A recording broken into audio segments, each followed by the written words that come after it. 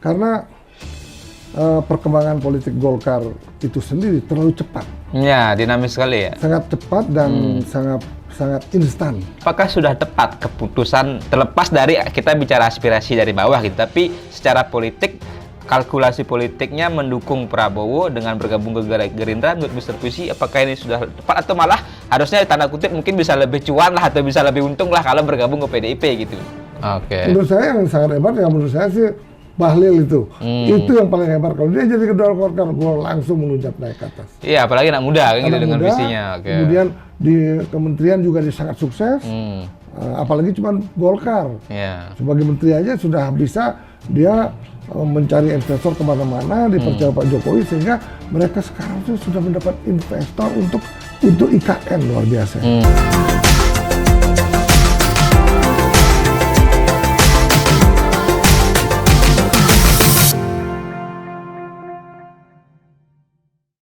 Selamat siang, kembali lagi di channel YouTube Mr. Puisi Live di bawah naungan MGP Media. Hari ini kita akan ngobrol-ngobrol santai dengan Mr. Puisi. Selamat siang Mr. Puisi, bertemu kembali. Selamat siang. Kita mulai lagi membicarakan mengenai politik. Ya karena kalau kita lihat makin hari makin seru.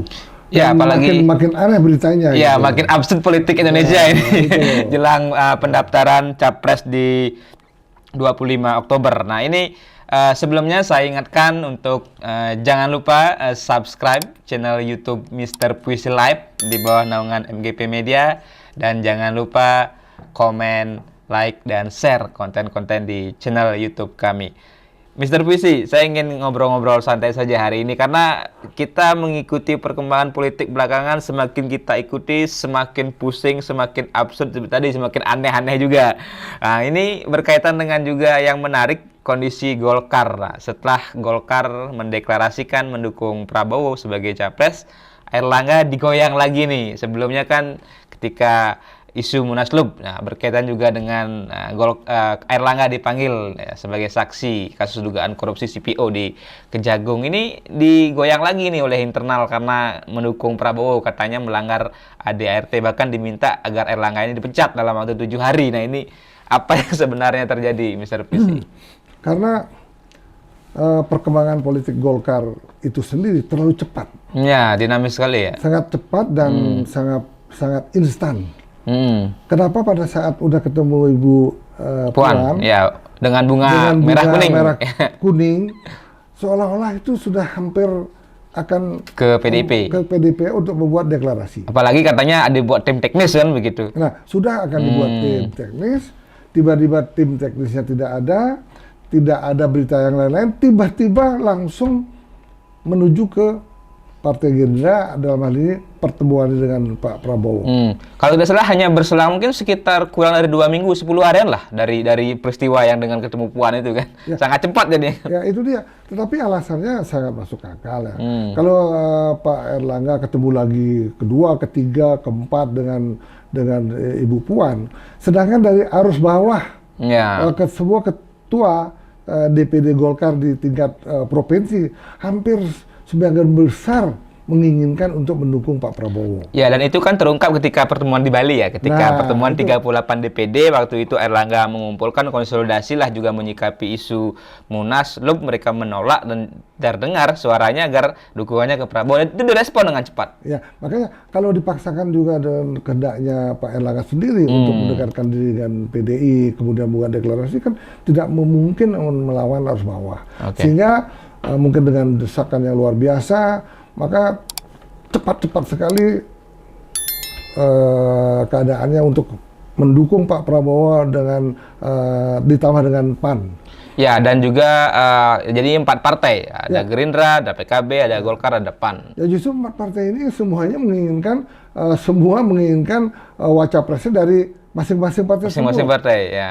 Caimin, apalagi Caimin sekarang paling ngebet. Sudah mulai sekarang kemana-mana, tidak jelas. Terakhir ke Beleleng juga kan? Iya. Didukung minta restu tokoh-tokoh Puri gitu. Ya, makanya kita tidak tahu sih kemana sih arus Partai Golkar ini akan berlabuh, benar-benar berlabuh. Kapan diumumkan cawapresnya Pak Prabowo? Nah, kemudian juga ada gimmick-gimmick bahwa justru sekarang sampai Pak Presiden sendiri mengatakan bahwa justru sekarang yang ribut-ribut teman sendiri. Ya, sama teman sendiri ribut-ribut.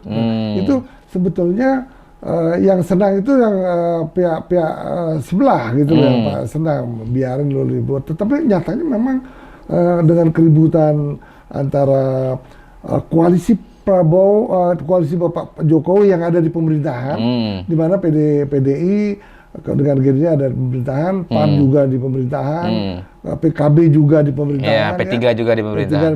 Nah, ini kan ributnya di koalisi Pak Jokowi. Pak Jokowi, oke. Nah, itu menyebabkan sekarang yang pihak makanya kita lihat yang diuntungkan Anies gitu ya, koalisi perubahan. Coba kita lihat di koalisi perubahan adem ayem, diam saja, tapi tetap bergerilya kemana-mana. Oke. Sekarang serangannya seolah-olah saling serang antara Prabowo dengan kubunya PDIP. Yang terakhir soal food estate, kemudian juga hal-hal lain begitu yang menjadi sorotan dari Hasto yang menjadi semacam penabuh generang lah dari PDIP. Makanya sekarang memang naik lagi Pak Ganjarnya, di mana Pak Jokowi diserang habis-habisan dengan cara mereka sendiri-sendiri sehingga terlihat memang Pak Jokowi sebetulnya nggak kemana-mana.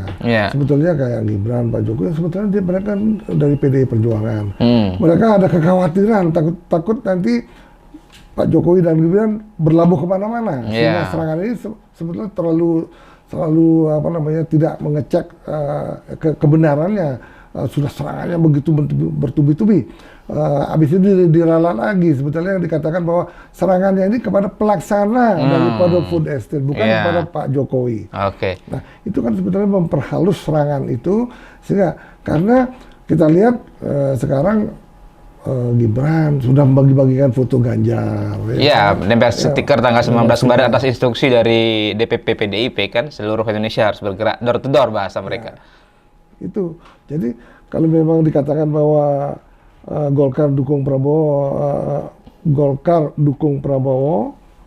Pak Erlangga digoyang. Ya memang sekarang sudah ada wacana-wacana untuk menggoyang, bukan digoyang oleh kejaksaan, digoyang oleh elit senior sendiri, memang menginginkan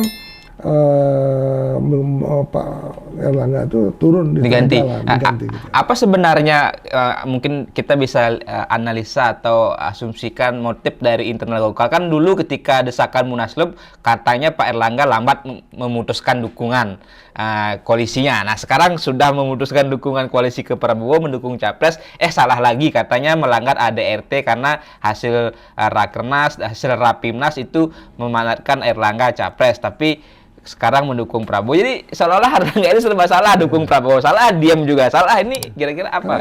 Karena kepemimpinan ya. Kepemimpinan dari Pak Erlangga Hartarto itu tidak bisa membesarkan Golkar, dia stagnan dan cenderung menurun. Nah, ini yang dikhawatirkan oleh para senior, sehingga ada wacana untuk mengganti Pak Erlangga. Sedangkan kalau lihat prestasi Pak Erlangga di Menko Perekonomian sangat luar biasa. Ya, selama pandemi kan beliau menjadi panglima ekonomi ya kan. Luar biasa, dan kemudian mendapat, apalagi sekarang akan ada acara lagi ke luar negeri, sangat sibuk sekali, dan perekonomian Indonesia cukup baik di bawah Pak Erlangga.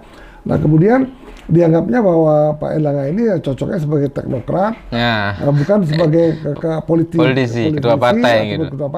Sehingga digoyang. Nah, ini sebetulnya memang menurut uraian yang pernah kita katakan bahwa seorang teknokrat itu agak sulit sekali untuk membesarkan partai politik ya. Kalau Pak Erlangga diganti dengan logo dan baik-baik saja, mungkin ada baiknya untuk partai Golkar. Nah, tapi yang pertanyaan berikutnya adalah apakah sudah tepat keputusan, terlepas dari kita bicara aspirasi dari bawah gitu, tapi secara politik, kalkulasi politiknya mendukung Prabowo dengan bergabung ke Gerindra, menurut Mr. Puisi, apakah ini sudah tepat atau malah harusnya tanda kutip mungkin bisa lebih cuan lah atau bisa lebih untung lah kalau bergabung ke PDIP gitu? Nah, inilah yang sangat menyulitkan, adalah tekanan arus bawah yang tidak memungkinkan untuk bergabung di PDIP. Nah, kalau memang betul-betul 4 partai yang ada di grup Pak Prabowo ini mengadakan musyawarah untuk memfakat, betul-betul untuk memenangkan Pilpres 2024, ini sangat baik dan sangat kuat. Apalagi koalisi ini sebenarnya menjadi koalisi yang paling gemuk. Kalau saya hitung keterwakilan di parlemen 52% lebih lah dibandingkan dengan PDIP sama koalisi perubahan. PDIP malah menjadi paling kecil secara persentase kursi parlemen. Jadi maka mereka bilang sudah biasa dikeroyak begitu. Itu apakah ini juga bisa menjadi jaminan karena berkaca Pilpres 2019, 14 kan belum tentu juga mereka yang besar gemuk itu menang gitu. Memang buktinya 2019 kan Pak Jokowi itu kan direbut banyak partai. Ya, 2014 utamanya. Makanya yang menentukan ini adalah calon wakil. Bukan, calon presiden. Oke. Calon presiden, bukan wakil presiden. Untuk pemilihan pertama itu calon presiden. Sosok capresnya. Capres, waktu itu kan langsung elektabilitas kalau nggak salah 70%. Ya. Waktu itu. Cukup epek lah ya waktu itu sangat besar gitu. Sekarang Pak Ganjar masih 35%, Pak Prabowo mungkin di bawah sedikit, Pak Anies juga mungkin 23%. 20 sampai 25 lah, paling buncit lah. Nah, tapi tidak memungkinkan untuk mendapatkan keadaan seperti 2019. Nah, yang memungkinkan sekarang justru berapa partai koalisi yang mendukung capres itu sendiri.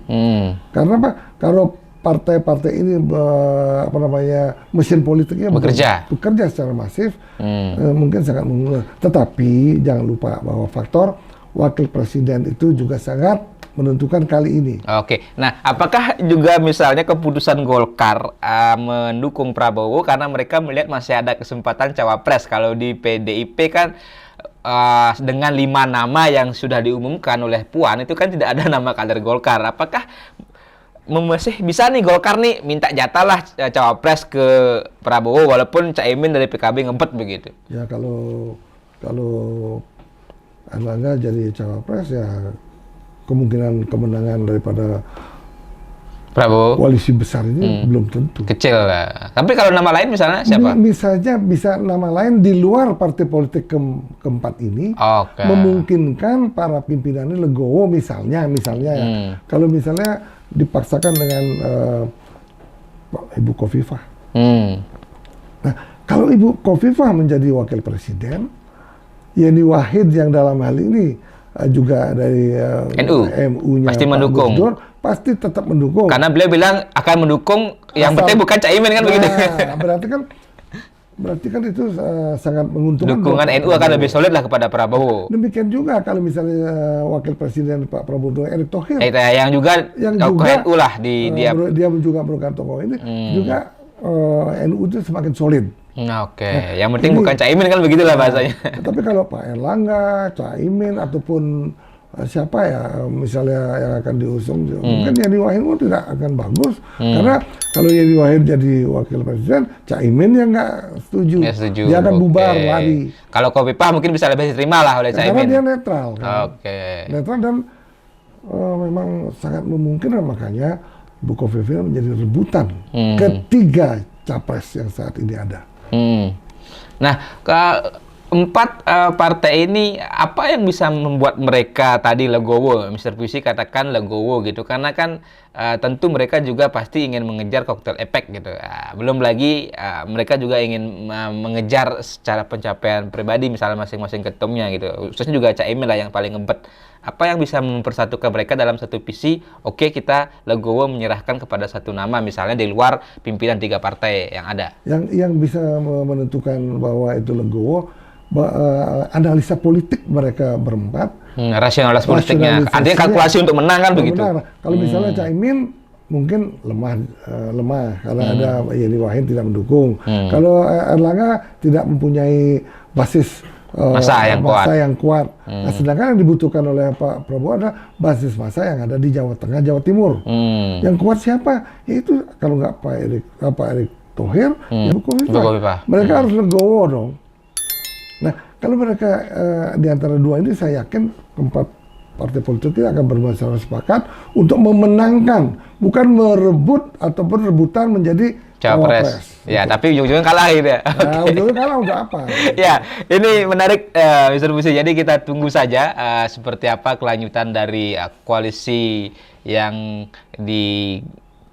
dibentuk oleh 4 partai ya, mengusung Pak Prabowo dan capresnya belum. Nah, kita tunggu saja dan tentu mudah-mudahan juga Erlangga nggak digoyang lagi lah ya, ketika ini mungkin menjadi goyangan terakhir untuk Golkar dan untuk Pak Erlangga. Tentu ini Golkar kalau terus berpolemik kan mereka bisa jadi tadi kapal karam kan begitu, Mr. Busi. Ya, makanya sekarang harus betul-betul memang sih sulit sekali ya kalau memang seperti Partai Golkar itu sendiri. Kalau dia tidak mendapatkan efek ekor jas, justru diprediksi orang bahwa bisa nyungsep ya? Nyungsep ke bawah. Karena kan potensinya ketika Gerindra punya cawapres, paling nggak mereka bisa nomor 2. Ya. Paling nggak mereka nomor 2 kan begitu, atau mereka mungkin pasti berambisi ingin menjadi partai pemenang, tapi paling nggak nomor 2. Nah, Golkar ini yang bahaya kan begitu. Ya, makanya dibutuhkan ketua Golkar itu yang betul-betul populer dan memang orang politikus yang handal gitu. Itu. Tapi kalau enggak, ya kalau sekarang dipaksakan nggak mungkin. Makanya ada wacana untuk menggantikan Erlangga Hartarto, mencarikan kader-kader yang sangat hebat. Menurut saya yang sangat hebat, ya menurut saya sih Bahlil itu. Itu yang paling hebat. Kalau dia jadi ketua Golkar, gue langsung melunjak naik ke atas. Iya, apalagi anak muda kan gitu dengan visinya. Kemudian di kementerian juga dia sangat sukses. Apalagi cuma Golkar. Sebagai menteri aja sudah bisa dia mencari investor kemana-mana, dipercaya Pak Jokowi, sehingga mereka sekarang tuh sudah mendapat investor untuk IKN luar biasa. Jadi kita tunggu bagaimana nasib lah dari koalisi Gerindra dan juga Golkar dalamnya, apakah bisa mendapatkan koktel efek, mendapatkan kemenangan, atau malah akan menjadi partai guram. Ya, terima kasih Mr. Busi. Kita tutup diskusi dan ngobrol-ngobrol, bincang-bincang santai kita. Kita akan lanjutkan di konten berikutnya. Jangan lupa untuk subscribe channel YouTube Mr. Puisi Live di bawah naungan MGP Media. Jangan lupa like, komen, dan share konten-konten di channel kami. Terima kasih. Selamat siang. Terima kasih. Yeay. Salam pemilu damai.